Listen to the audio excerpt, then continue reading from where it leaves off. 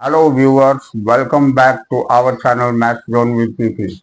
I am Sanjeev Kumar giving you information about the Eco 01 Chapter 2 Financing of Business. I have discussed some topic before this mm, classes or videos, and I want to link with this chapter with the videos. You must go and watch there. Okay, so just let's start. The today's first topic is capital rising. So what is capital rising? We want to discuss it. तो आइए आज हम बताते हैं आपको कि capital rising हम किसे कहते हैं. Capital rising refers to the process of generating funds for the business. Capital rising हमारे फंड को जनरेट करने को रिफर करती है किसी भी बिजनेस के लिए. Business projects and organisation to finance its operations, यानी बिजनेस प्रोजेक्ट या ऑर्गेनाइजेशन को जो हमारी फाइनेंस को ऑपरेट करती है और एक्सपेंड करती है, यानी एक्सपेंशन और ग्रोथ और डेवलपमेंट के लिए होती है, ग्रोथ ऑफ बिजनेस के लिए. तो it involves securing investments from various sources of support financing goals. ये इन्वॉल्व करता है हमारे इन्वेस्टमेंट को सिक्योर करने के लिए इन फाइनेंशियल गोल्स में. ये बहुत सारे सोर्सेस को सपोर्ट करता है. तो आइए मेथड ऑफ कैपिटल राइजिंग हम पढ़ते हैं. फर्स्ट है इक्विटी फाइनेंसिंग. तो इक्विटी फाइनेंसिंग के अंतर्गत हम देखते हैं कि पहला पॉइंट होता है initial public offering. Initial public offering होती है. ओके. अब दूसरा पॉइंट होता है वेंचर कैपिटल. तो वेंचर कैपिटल के अंतर्गत हम ये चीज देखते हैं. Venture capital private equity investment in startups. ये प्राइवेट इक्विटी इन्वेस्टमेंट होती है स्टार्टअप्स के लिए, उसे हम वेंचर कैपिटल बोलते हैं. प्राइवेट इक्विटी इन्वेस्टमेंट इन एस्टैब्लिश्ड कंपनी. अगर हम कोई भी एस्टैब्लिश्ड कंपनी में इन्वेस्टमेंट करते हैं तो वो हमारी प्राइवेट इक्विटी कहलाती है. चौथा पॉइंट है एंजल इन्वेस्टमेंट्स. तो funding from individual investors is known as angel investors. Okay. अब नेक्स्ट पॉइंट है हमारी डेट फाइनेंसिंग. डेट फाइनेंसिंग के अंतर्गत लोन्स आते हैं, बॉन्ड्स आते हैं, डिवेंचर्स आते हैं एंड कॉमर्शियल पेपर आते हैं. ये सारे क्या होते हैं? लोन्स होता है बैंक लोन्स, टर्म लोन्स और लाइन्स ऑफ क्रेडिट. ये सारे लोन्स के अंतर्गत आते हैं. बॉन्ड्स में issuing debt securities to investors. Debt securities issue किया जाता है इन्वेस्टर्स के लिए, तो उसे हम बॉन्ड्स बोलते हैं. Debentures long term debt instruments. ये लॉन्ग टर्म डेट इंस्ट्रूमेंट्स कहलाती है. उसके बाद ये कॉमर्शियल पेपर है. तो commercial paper short term debt securities होती है. तो ये हमारी डेट फाइनेंसिंग कहलाती है. अब नेक्स्ट पॉइंट है अल्टरनेटिव फंडिंग. तो इसमें है क्राउड फंडिंग. ये platform like Kickstarter and Indiegogo. तो ये हमारी क्राउड फंडिंग कहलाती है. Peer to peer lending. ये प्लेटफॉर्म्स लाइक लैंडिंग क्लब्स कहलाती है. Incubators and accelerators. ये फंडिंग फॉर स्टार्टअप को कहते हैं. And government grants and subsidies. ये भी 4 पॉइंट्स होते हैं अल्टरनेटिव फंडिंग के. उसके बाद होता है हाइब्रिड फंडिंग. तो इसमें कन्वर्टिबल नोट्स होते हैं. Debt convertible to equity. Debt को इक्विटी में कन्वर्ट किया जा सकता है. फिर मेजेनिन फाइनेंसिंग होती है. Combination of debt and equity. दोनों की कॉम्बिनेशन हमारी मेजेनिन फाइनेंसिंग कहलाती है, डेट और इक्विटी की. थर्ड होता है वारंट्स, ये ऑप्शंस टू परचेज इक्विटी, ये परचेज इक्विटी की ऑप्शंस होती है। अदर मेथड्स में आता है एसेट्स, तो एसेट होता है based financing securing loans against assets, ये लोन को सिक्योर करता है एसेट्स के अगेंस्ट। फैक्टरिंग होता है सेलिंग अकाउंट्स रिसीवेबल, ये अकाउंट्स रिसीवेबल को सेल करता है, वो फैक्टरिंग कहलाती है। लीजिंग फाइनेंसिंग इक्विपमेंट और प्रॉपर्टी, ये फाइनेंसिंग इक्विपमेंट होती है या प्रॉपर्टी को हम लीजिंग कहते हैं। अब पब्लिक एंड प्राइवेट पार्टनरशिप, जिसको हम पीपीपीस बोलते हैं, ये कोलैबोरेटिंग फंडिंग कहलाती है, जो पब्लिक और प्राइवेट पार्टनरशिप तीनों मिल करके कोलैबोरेट करते हैं।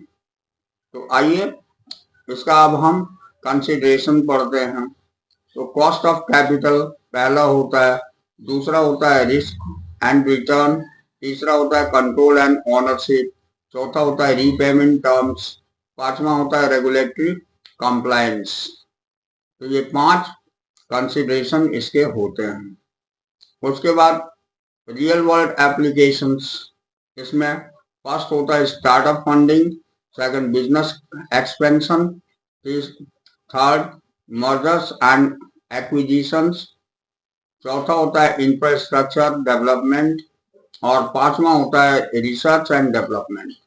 तो इस तरह हमने ये टॉपिक हमारी कैपिटल रेजिंग कंप्लीट किया। अब आइए इशू, नेक्स्ट टॉपिक हमारे इस चैप्टर में है issue of shares versus issue of debenture, यानी इशू ऑफ शेयर और इशू ऑफ डिवेंचर एक किसे कहते हैं, इसका तुलनात्मक वर्णन है। तो आइए सबसे पहले हम स्टार्ट होते हैं इशू ऑफ शेयर्स को देखते हैं। तो इशू ऑफ शेयर्स की डेफिनेशन होती है,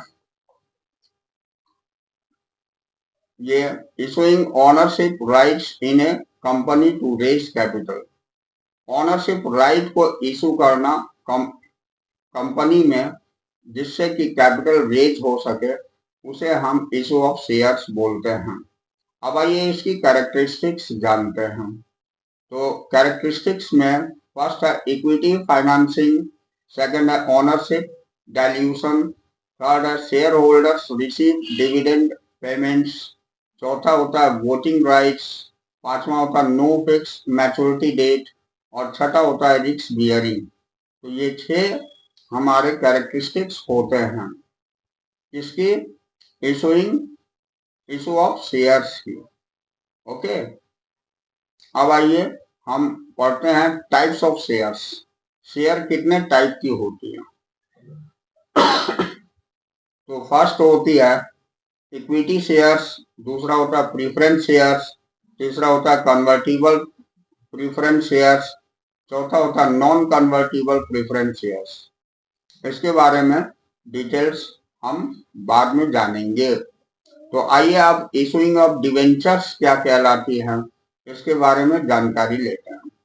तो इसका डेफिनेशन होता है issuing debt securities to raise long term fund, यानी कि इसमें डेट सिक्योरिटीज को इशू करी जाती है लंबे टर्म के लिए, फंड के लंबे टर्म के लिए, उसे हम इशू ऑफ डिवेंचर्स बोलते हैं। अब इसकी कैरेक्टरिस्टिक्स होती है, पहली होती है डेट फाइनेंसिंग, दूसरा होता है नो ओनरशिप डाइल्यूशन, तीसरा होता है फिक्स्ड इंटरेस्ट पेमेंट्स, चौथा होता है नो वोटिंग राइट्स, पांचवा होता है फिक्स्ड मैच्योरिटी डेट एंड छठा होता है लो रिस्क, इसमें रिस्क लो होते हैं। तो अब टाइप्स ऑफ डिवेंचर भी हम देख लेते हैं। इसका पहला टाइप होता है सेक्योर्ड डिवेंचर, दूसरा होता है अनसेक्योर्ड डिवेंचर्स और तीसरा होता है कन्वर्टिबल डिवेंचर्स और चौथा होता है नॉन कन्वर्टिबल डिवेंचर्स। तो ये 4 प्रकार के डिवेंचर्स होते हैं। अब इसकी की डिफरेंस देखते हैं। ठीक है, ये पहला है ownership. Shares represent ownership, debenture represents debt. That is the comparison, and in a very short term. तो ये याद रखना है कि ओनरशिप में शेयर जो है ओनरशिप रिप्रेजेंट करता है, जबकि डिवेंचर डेट को रिप्रेजेंट करता है। दूसरा होता है risk, shares carry higher risk और debentures are relatively low risk. Shares में रिस्क हाई होता है जबकि डिवेंचर में लो रिस्क होता है। तीसरा return, shares offers dividends, shares में डिविडेंड ऑफर करता है जबकि debenture offers fixed interest. Debenture जो है हमें फिक्स्ड इंटरेस्ट देता है। चौथा है maturity, shares have no maturity date, shares की कोई मैच्योरिटी डेट नहीं होती है, जबकि debenture has a fixed maturity, debenture में फिक्स मैच्योरिटी होती है। पांचवा होता है voting rights, shareholders have voting rights, share holder के पास वोटिंग राइट्स होते हैं, जबकि debenture holders do not have voting rights, debenture holders के पास वोटिंग राइट्स नहीं होते। छठा पॉइंट हमारा है सिक्योरिटी। तो debentures are secured by assets, debenture जो है एसेट्स के द्वारा सिक्योर्ड होती है, shares are not secured, share secured नहीं होता है। तो this one is the key difference between shares and debentures. आइए अब हम इसकी सिमिलरिटीज को देखते हैं। Both are used for long term financing, दोनों का यूज लॉन्ग टर्म फाइनेंसिंग के लिए होता है। Both are regulated by securities law, दोनों रेगुलेटेड होता है सिक्योरिटीज लॉ के द्वारा। बोथ रिक्वायर डिस्क्लोजर डॉक्यूमेंट्स यानी प्रोस्पेक्टस, दोनों में प्रोस्पेक्टस की रिक्वायरमेंट होती है। अब when to issue shares, share कब इशू करी जाती है? तो बिजनेस एक्सपेंशन के लिए करी जाती है, न्यू प्रोजेक्ट फाइनेंसिंग के लिए करी जाती है एंड इक्विटी फाइनेंसिंग नीड्स के लिए करी जाती है। अब when to issue debenture, debenture कब इशू करी जाती है? तो लॉन्ग टर्म डेट फाइनेंसिंग के लिए करी जाती है, लो रिस्क इन्वेस्टमेंट के लिए करी जाती है and fixed interest payment desired के लिए करी जाती है। तो ये इशू मतलब शेयर्स कब इशू करी जाती है और डिवेंचर कब इशू करी जाती है, ये चीज ध्यान देनी है। This one is very important point, shares and debentures. Okay, अब नेक्स्ट टॉपिक पर हम आते हैं अकॉर्डिंग टू योर बुक, ये पब्लिक डिपॉजिट्स हैं। तो अब पब्लिक डिपॉजिट क्या होती है इसके बारे में हम जानेंगे। तो आइए इसे जानते हैं। तो public deposits refer to funds deposit by individual, किसी इंडिविजुअल के द्वारा जो फंड की डिपॉजिट होती है उसे ही हम पब्लिक डिपॉजिट बोलते हैं। इंस्टीट्यूशन के द्वारा, नॉट ओनली इंडिविजुअल, इंस्टीट्यूशन के द्वारा और ऑर्गेनाइजेशन विद ए कंपनी, एक कंपनी के साथ में। कब फाइनेंशियल इंस्टीट्यूशन और गवर्नमेंट एंटिटी, ये सारे के द्वारा अगर फंड डिपॉजिट करी जाती है, ये typically for a fix period, एक निश्चित समय के लिए, अर्निंग इंटरेस्ट, इंटरेस्ट को अर्न करने के लिए, उसे हम पब्लिक डिपॉजिट्स बोलते हैं। अब टाइप्स ऑफ पब्लिक डिपॉजिट्स, अब हम ये बताएंगे कि टाइप्स ऑफ पब्लिक डिपॉजिट क्या होती है। तो ये पहला पॉइंट है फिक्स डिपॉजिट, जिसको हम एफडीज बोलते हैं। तो time deposits with fix interest and maturity, ये टाइम डिपॉजिट होती है, एक निश्चित समय के लिए करी जाती है, फिक्स इंटरेस्ट और मैच्योरिटी के लिए, उसको हम एफडी बोलते हैं। दूसरा होता है रेकरिंग डिपॉजिट, जिसको आरडीएस बोलते हैं। तो regular saving with the fixed interest, इसमें रेगुलर सेव करनी होती है और इसकी भी इंटरेस्ट फिक्स होती है। तीसरा होता है सेविंग डिपॉजिट्स, ये liquid accounts with variable interest, ये जो है लिक्विड अकाउंट होती है लेकिन इसमें इंटरेस्ट वेरिएबल होती है, यानी चेंज हो सकती है। अब चौथा है term deposits, fix term deposits with fix interest, ये फिक्स टर्म डिपॉजिट्स होती है और इसकी फिक्स इंटरेस्ट होती है। तो इस तरह से पब्लिक डिपॉजिट्स हमारी 4 टाइप की हो गई। अब आइए इसके हम कैरेक्टरिस्टिक्स को जानते हैं। तो पहला होता है लो रिस्क इंटरेस्ट इन्वेस्टमेंट, इसमें रिस्क इन्वेस्टमेंट लो होती है।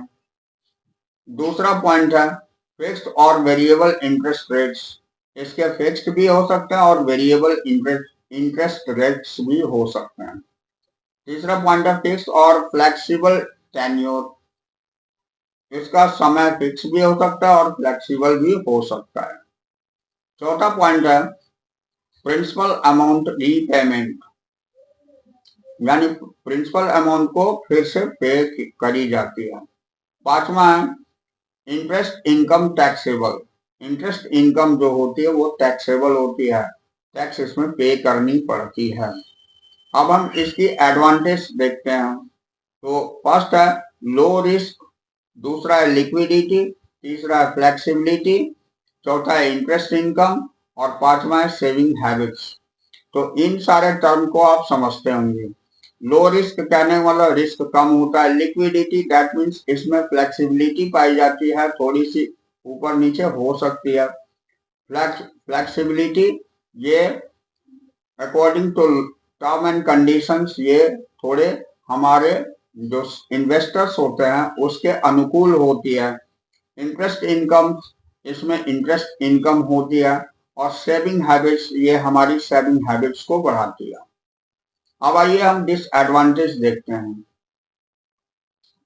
इसके डिसएडवांटेज होते हैं पहले लो रिटर्न्स होते हैं, इन्फ्लेशन रिस्क होती है, इसमें महंगाई की भी रिस्क हो सकती है। इंटरेस्ट रेट रिस्क होती है, इसमें इंटरेस्ट रेट की भी रिस्क होती है। चौथा टैक्सेशन होता है, इसमें टैक्स पे करनी होती है। पांचवा पेनल्टी फॉर अर्ली विड्रॉल, अगर हम पहले विड्रॉल करेंगे तो उसके लिए पेनल्टी लगती है। उसके बाद ये रेगुलेशंस है, तो अब आइए रेगुलेशंस को हम देखते हैं।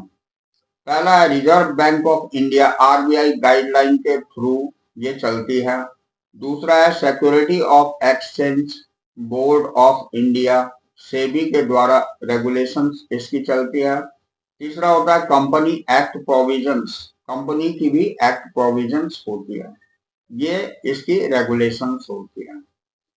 अब पब्लिक डिपॉजिट स्कीम हम देखते हैं। तो ये होती है पोस्ट ऑफिस स्कीम, जैसे एनएससी होती है, केवीपी होती है, ये पोस्ट ऑफिस स्कीम्स होती है। दूसरा बैंक फिक्स डिपॉजिट होती है, तीसरा कॉर्पोरेट फिक्स डिपॉजिट होती है, चौथा गवर्नमेंट बॉन्ड्स होती है, पांचवा म्यूचुअल फंड स्कीम होती है। अब हम इसकी एलिजिबिलिटी देखते हैं, यानी योग्यताएं। तो पहला पॉइंट है इंडिविजुअल्स होती है, दूसरा इंस्टीट्यूशंस होती है, तीसरा ट्रस्ट होता है, चौथा कंपनीज होती है, पांचवा एसोसिएशन, यानी धीरे धीरे इसकी ग्रुप्स बढ़ती जाती हैं, ये इसकी एलिजिबिलिटी कहलाती है। अब हम डॉक्यूमेंटेशंस देखते हैं। तो इसमें दिया हुआ है फर्स्ट एप्लीकेशन फॉर्म, दूसरा आइडेंटिटी प्रूफ देनी पड़ती है, तीसरा एड्रेस प्रूफ, चौथा पैन कार्ड और पांचवा अदर रेलिवेंट डॉक्यूमेंट्स, जो उसके लिए रेलिवेंट होते हैं वो भी डॉक्यूमेंट्स उसमें लिया जाता है। तो टैक्स इम्प्लीकेशंस में अब देखिए, इंटरेस्ट इनकम टैक्सेबल होती है, TDS tax deducted at source होती है और टैक्स बेनिफिट भी मिलती है। फॉर एग्जांपल सेक्शन 80C के अंतर्गत टैक्स बेनिफिट्स मिलती है। ओके, अब आइए, ये public deposits offers a safe and stable investment options ideal for public deposits, जो है एक सेफ और स्टेबल इन्वेस्टमेंट होती है। ये किस लिए, मैं ये बताता हूँ। पहला पॉइंट होता है रिस्क एवर्स इन्वेस्टर्स, यानी जो लोग रिस्क कम उठाना चाहते हैं उसके लिए होती है। शॉर्ट टर्म सेविंग जो करना चाहते हैं उसके लिए भी होती है, इमरजेंसी फंड्स जिसे चाहिए होती है उसके लिए भी होती है। चौथा, रिटायरमेंट प्लानिंग अगर कोई करना चाहते हैं तो उसके लिए होती है। पांचवा, एजुकेशन एक्सपेंसेस के लिए भी होती है। तो ये बहुत ही यूजफुल होती है। अब आइए हम पढ़ते हैं नेक्स्ट टॉपिक। ये शॉर्ट नोट्स बता रहा हूं on the source of long term finance.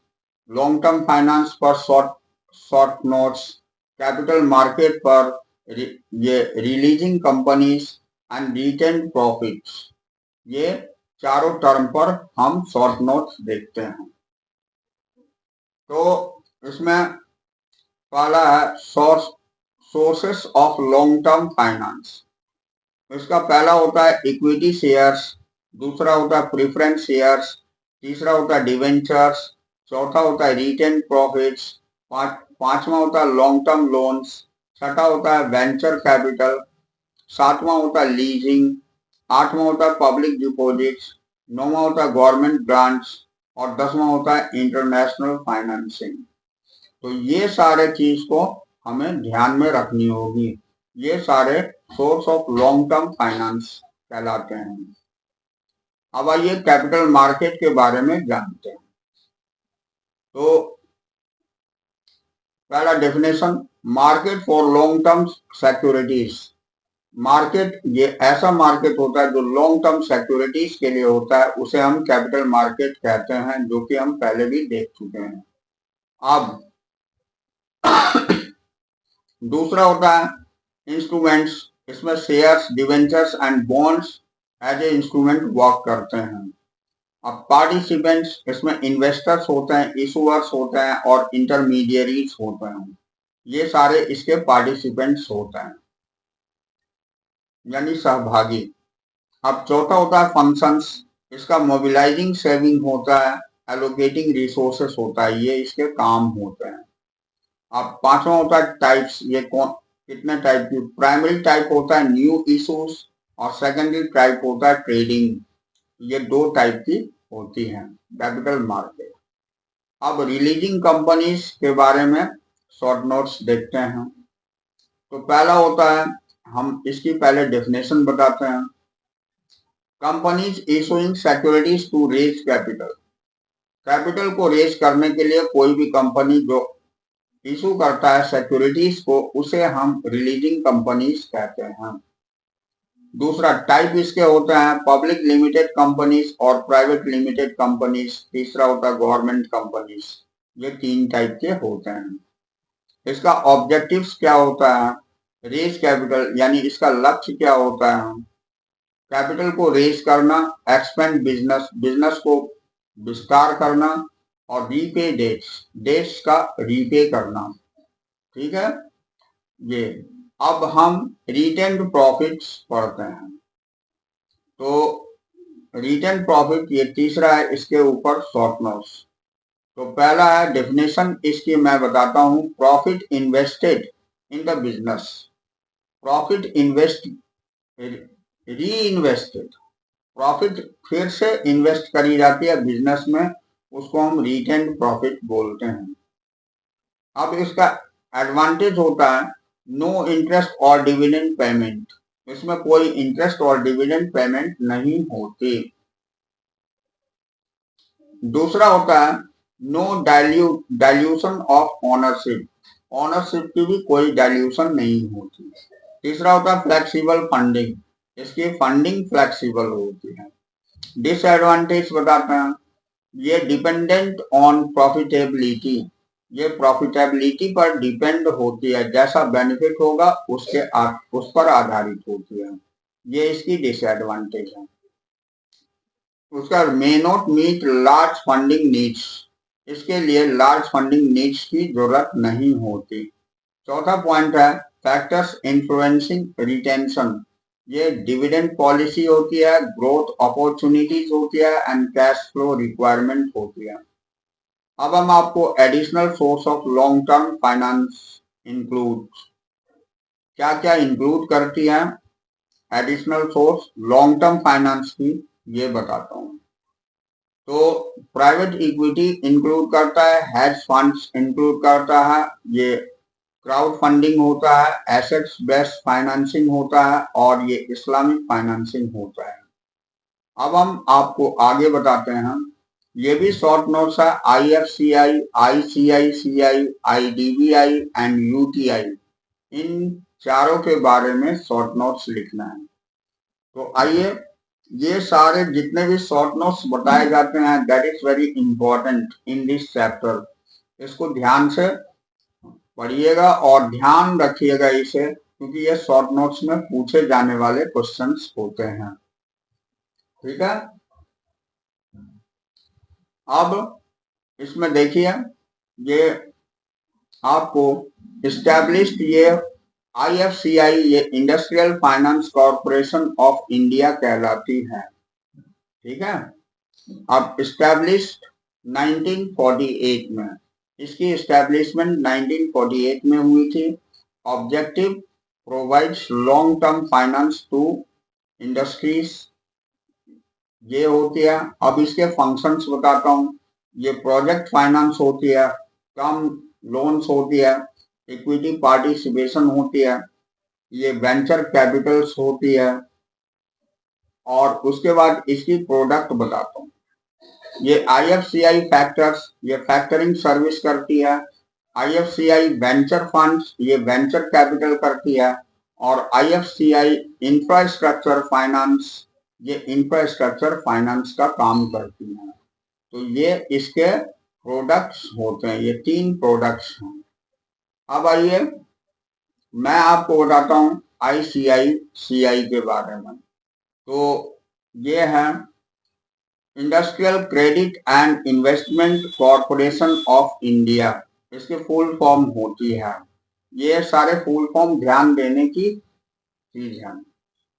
जिसकी एस्टैब्लिशमेंट 1955 में हुआ था। इसकी ऑब्जेक्टिव है provide financial services to industries, ये इंडस्ट्रीज को फाइनेंशियल सर्विस प्रोवाइड करती है। इसका फंक्शंस होता है, बैंकिंग सर्विस होती है, इसमें इन्वेस्टमेंट बैंकिंग होती है, सिक्योरिटीज ट्रेडिंग होती है और एसेट मैनेजमेंट होता है।